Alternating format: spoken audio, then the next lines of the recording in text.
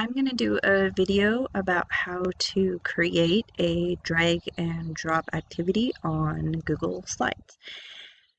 So what I would like to do is take this sheet and make it so that I can drag and drop in situations for cause and effect, and also drag and drop in the conjunction so students can play with how to create sentences. How it is right now is just the plain worksheet, but I want to make it so on either side of the worksheet I have a place where I can put in the drag and drop options. So how I'm going to do that is I am going to change the size of the paper first by going into layout, and I want to change the size into an 8.5 by 14. So I'm going to change the width to 14 and leave the 8.5 there. I'm going to ignore that. So now my worksheet is all on one side, and I can leave it there, and over on this side I can put in options for students to choose from. But what I would like to do is have options on either side so that I can separate them. So I want to put my worksheet in the middle. So I'm just going to click on everything and center it all so that it is on the middle.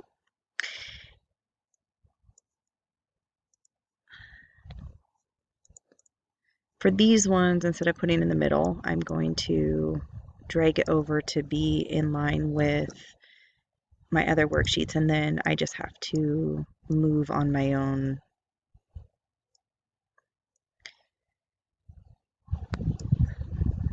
the symbols.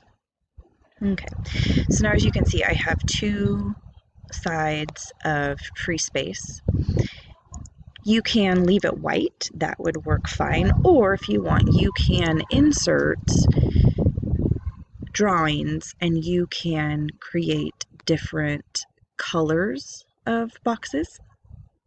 So I'll go to insert shapes and do the rectangle, and I will just go down on this side, and then I can choose a color, or I can leave it blue. Since I already have a blue option, I am going to change my color.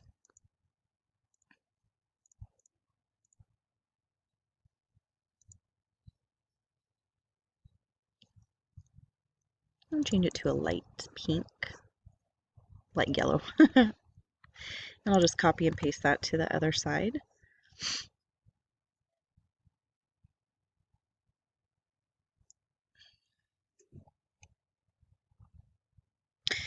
Okay, so now my worksheet is set up how I would like it to be, and I'm going to save it as a PDF.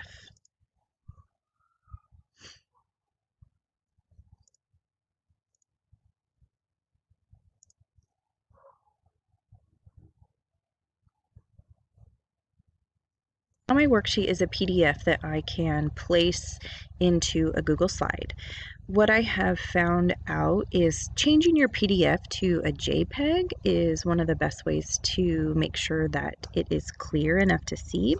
So I am going to go to ilovepdf.com, which is usually free, and I'm going to click on PDF to JPEG. And then I'm just going to select that worksheet that I just downloaded, and I am going to open that up, and it's going to create a JPEG of what I just created. So page to JPEG, and click the convert. Now I can download that JPEG image, and it should show up at the bottom of your screen. So now this is a JPEG that I can save and use in my Google Classrooms.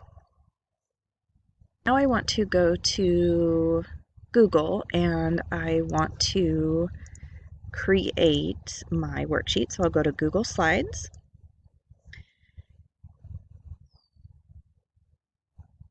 And within my Google Slides, I will just take off these text boxes for now because I don't want them. And I'll go to background, and I want to choose image.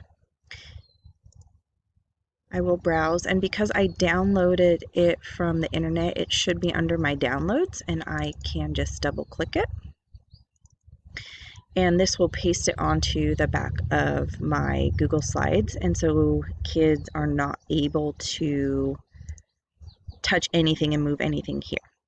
So now I want to create my drag and drop items. There are a couple ways that you can do that. You can create them within here by doing shapes and arrows. The one downfall to this is that students are able to mess with these actual objects, so they are not permanent. One way to rectify that is to create the object in this, but then you want to use your snipping tool. If you do not have the snipping tool yet, I would highly recommend it. If you just have a search bar on the bottom of your screen, type in snipping tool and it should come up. And I pin it to my taskbar because I use it so often. And what it'll do is it will let me, oh wait, I want to be out of that first though. It will let me create a JPEG image of whatever I just created. So if I don't want the kids to be messing around and typing in these arrows, I will just create this picture. I will save it as the word thus. And I can now go in and insert an image. I'll upload it from my computer.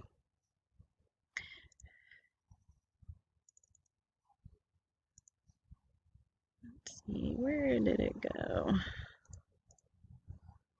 Oh, right here. The word thus. And now it has created an image that the kids can just drag and drop in instead of being able to click around. This is my preference just so that they aren't able to change it. It does take a little bit of extra work and time, but it's up to you how you would like to create your slide. Now students, you can just assign it and create a copy for each of them, and they can just drag and drop these into their worksheet. Obviously I want to go back and make this a little bit smaller, but now they can play with it and put it into that worksheet and create sentences.